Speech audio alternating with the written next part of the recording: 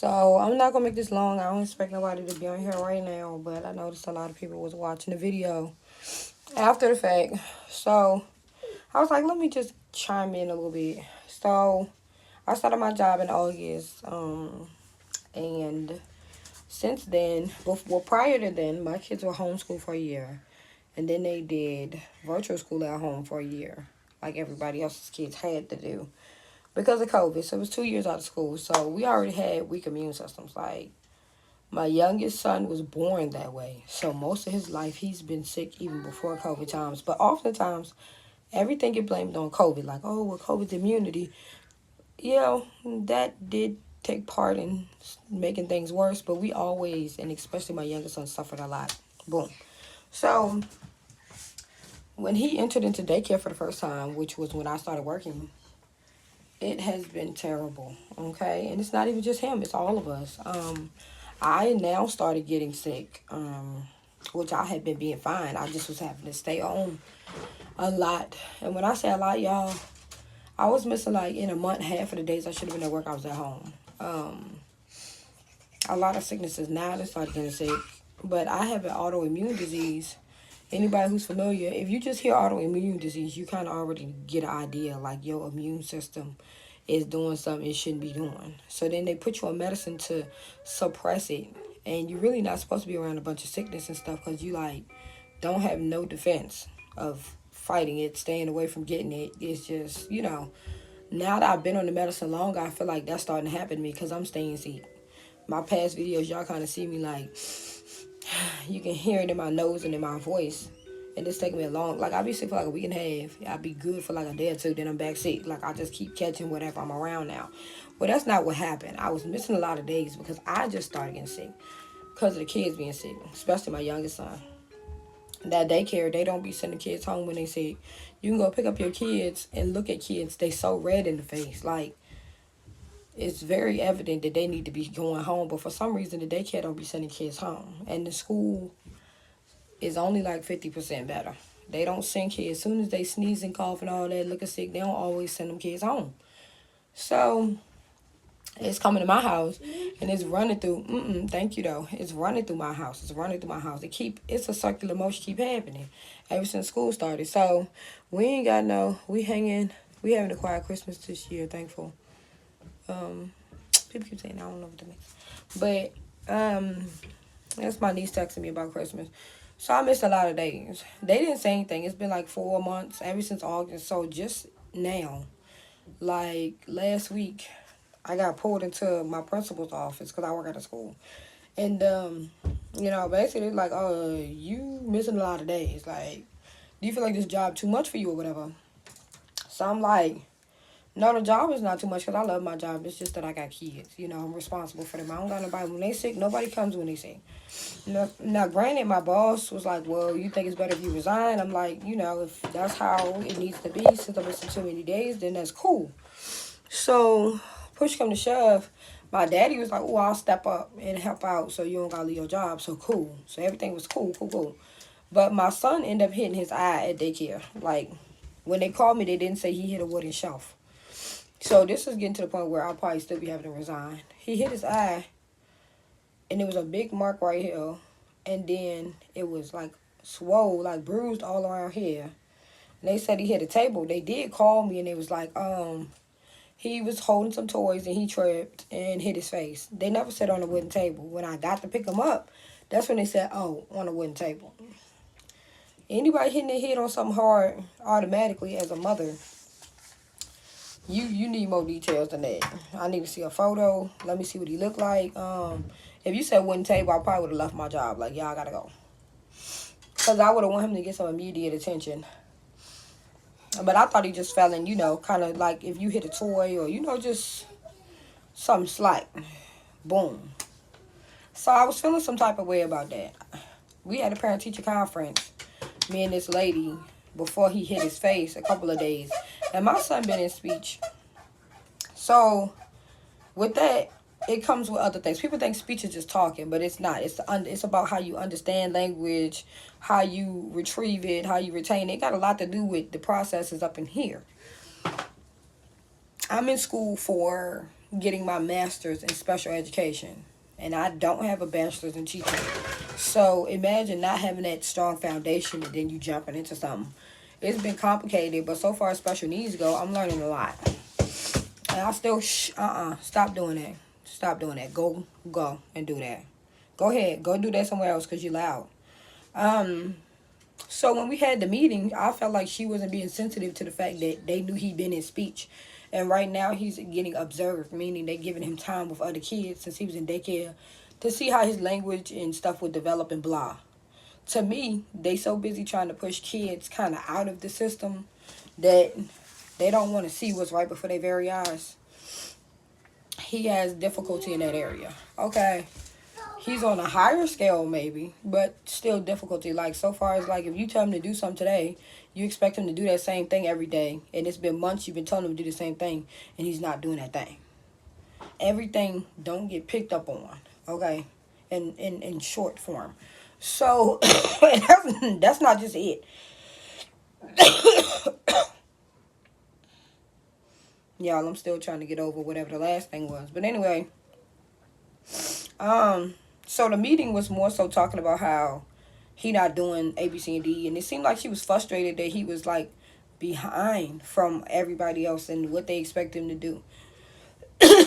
It didn't seem like she took the fact that he was in speech into play. So I was feeling some type of way. The meeting, I kind of had to let her know, like, you know, he been in speech and he is getting observed. And it kind of the meeting went okay. But I feel like that wasn't understood in how she gave me her report and feedback. So automatically, I don't feel like my son is in the right place. But I'm trying to be humble. So I have a talk with the lady that worked in the lobby. And it's like, you know, yeah, but really nobody is educated on special needs like that up in there. And to me, a lot of people don't want to go to school for that. They don't have no teachers nowhere in my area that want to go get a license to teach special ed. So therefore, the knowledge is not there. The power is not there. Which is like, okay, but still find a way to get them informed so they can do a better job at understanding and being able to work with those kids and help bring them to the point where they need to be and have more grace and patience. Because that's the two things I felt like, you know, the grace and the patience, I didn't really hear that. So I was bothered. So then he ended with a bald spot in his head. Now, granted, I found out what happened with the bald spot. But before I knew, I'm like, I picked him up from school. He got a bald spot in his head automatically. It's like, okay, he had his eye here 2 days ago. Y'all ain't say it was a shelf. Now he got a bald spot. So I'm already like my trust. And then the conversation, my trust is depleted. It's depleted. It's like, because my spirit. And then he said little things when he's come home. But, you know, he's young and with his speech and things like that, I just be like, not that I don't take him all the way serious, but I can't take everything as serious. Because in my mind, I'm wondering, was it just a playful situation? Or was it what he said? Or, you know, boom. So he's saying that the ball spot came from somebody hit him and he's pointing to it, boom, boom, boom. I ended up kind of backtracking and being able to make sense of the spot so far as what I believe happened. So it's like, oh, okay, fine. But I had already popped off and already felt some type of way and I already don't want him to be there. I don't want my son in no daycare. A lot of people don't. But now that make it so like, well, if you don't put him in daycare, you don't got nobody watch him. Like, I don't got no family member that can watch him. So it's like, well, you got to step away from your job so you can be with him. And honestly, all this time I've been in my job, as much as I love it, because I was a stay-at-home mom and I always had to do that, it was like I felt forced and I didn't appreciate it. And even when I was in school, I wasn't doing my best parenting. So I was always trying to run away from the purposes that God had gave me in a roundabout way. And making it look good, but deep down in the inside, always feeling like I could have did better. And so now that I've been in the school system and I see how people do with kids, and I've been in the daycare and I done had these conversations, I done observed different little things with kids, it just makes me feel like stepping back and being as supportive as I can to my kids right now is what I want to be doing for them. Now, does that mean, okay, financially that changes things? Yes, completely. But I can't put somebody in my shoes to try to fill them because I know nobody has ever done that. Nobody can do that. And nobody should have to do that because they are mine and their dads choose to go do what they do and not be helpful.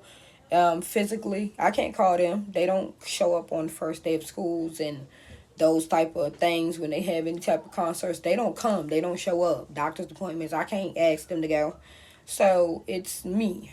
And right now, I'm accepting that that's the purpose that God has placed on my life. Instead of me trying to be everything else, then that I'm trying to get comfortable in that space so my house can be clean, so they can have cooked food, so the things that they need support with in school and their education, I can help them out. Those are the things that have been lacking, the things that moms do, you know.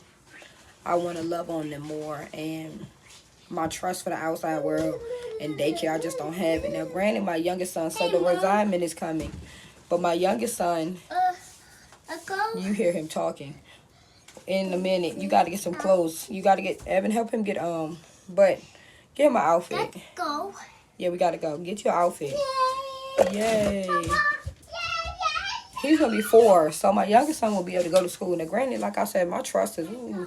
So I'm thinking, like, he go to school when he's 4. I would like that better. And maybe I'll go back to working the hours that he go to school and probably work at his school. If I decide to send him, because I don't have to send him at 4, but I can. So it's really just me taking half of a year off in the summer